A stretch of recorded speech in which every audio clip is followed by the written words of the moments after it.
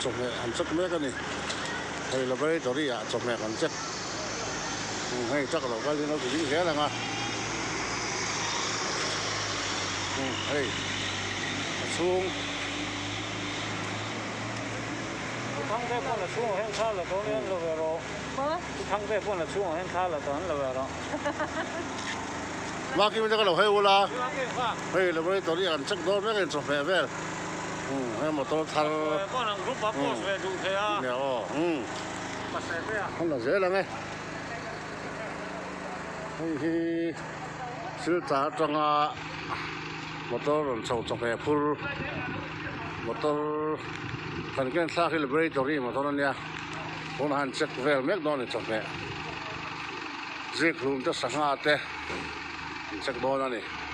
mình vô làm mà chụp mẹ thiêng thì mình lo lụt con lao xì à cái con chắc mấy đó cái này xuống tập anh nó khi đi tập cái mà mình nè đi lép technician à tụi em mấy cái này chắc về mấy cái này